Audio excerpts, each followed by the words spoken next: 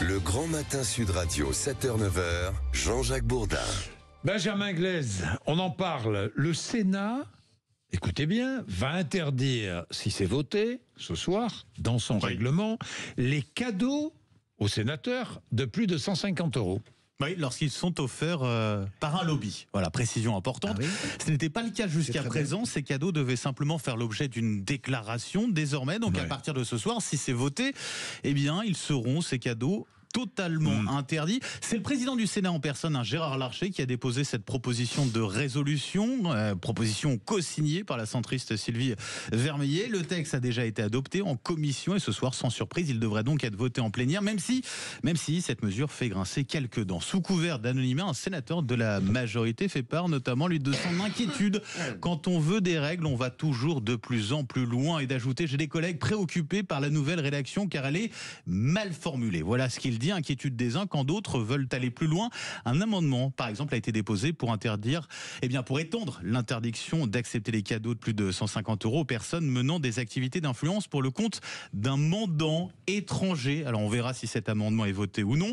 En tout cas, fait assez étrange, la résolution initiale indique que cette interdiction ne s'appliquerait toutefois pas aux déplacements de travail. Qu'est-ce que ça veut dire ? Tenez, la traduction assurée par une sénatrice de gauche auprès de Public Sénat. En gros, elle dit, ça veut dire que demain, je suis un grand patron, un grand groupe de BTP français, je vous invite aux Maldives, et à partir du moment où vous mettez 2 réunions de travail, c'est bon.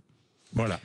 Moi, je trouve ça, franchement, il faut interdire ou pas? Mais non, mais moi, c'est dommage, moi qui m'apprêtais à offrir une belle cravate à Gérard Larcher. Non, mais franchement, c'est vraiment de la fausse, c'est de l'étalage, ce que les Américains appellent virtue signaling, de l'étalage de vertu, mais qui n'a pas de sens. C'est pas ça le problème. C'est pas ça le problème de notre République. Mais je laisse Françoise. Non, moi, je suis tout à fait favorable, parce que je vois bien, pour avoir été dans notre vie dans un gouvernement, à quel point les lobbies peuvent acheter, à quel point les voyages officiels. C'est pour ça que là, je trouve ça un peu, franchement, faux d'herche de pas avoir mis les voyages officiels, parce que tout se fait dans les voyages officiels. Les consignes qu'on avait, nous, au gouvernement, quand on voyageait à l'étranger, c'est de pas faire des cadeaux excessifs, y compris au chef de l'État. Je pense que la Commission européenne et le Parlement européen, ils ont adopté ça depuis très longtemps. C'est pas pareil, éviter... là, Françoise. C'est pareil, mais c'est exactement pareil. Mais non, il s'agit des grands groupes qui achètent en quelque sorte la bienveillance des sénateurs. Est-ce que je peux vous dire que c'est exactement pareil? Je ne vois pas pourquoi vous dites que c'est pas pareil. C'est la même chose au Parlement européen. Vous avez 4000 agences. Au Parlement européen, il y a beaucoup de lobbyistes. Vous avez 4000 lobbies.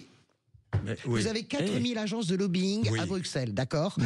Depuis des années, ils procèdent de cette manière-là, avec des cadeaux, avec des cigares, etc., pour influencer les votes des parlementaires. Nous sommes sur le même principe. Oui, mais là, je trouve ça très bien. Moi, je trouve ça très bien. Vous trouvez ça très bien. Mais bien que les sénateurs...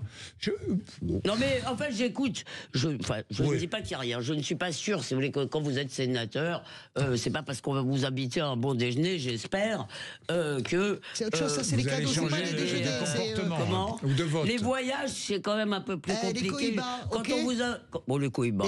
Quand on vous invite, pardon Françoise, quand on vous invite avec femme et enfant ou femme ou deuxième femme ou je ne sais pas, quand on vous invite comme ça dans un grand hôtel, là pour le coup, c'est jamais gratuit. Tout ce qui vous fait devenir un obligé, tout ce qui vous fait devenir un obligé, c'est un problème. D'accord, alors vous voyez.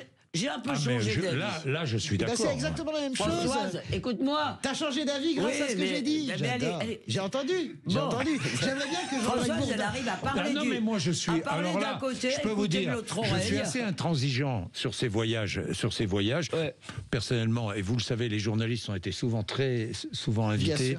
Moi, je n'ai jamais accepté le moindre voyage. Donc, je suis à jeun. Le moindre ménage. Le moindre ménage, j'en fais pas. Donc, ça procède de la même chose en réalité. C'est exactement la même chose, pourtant on est sollicité. Oui, et ça procède, la loi du Sénat procède de la même chose. Bon, moi, je suis un peu vexé parce que personne n'a essayé de m'acheter.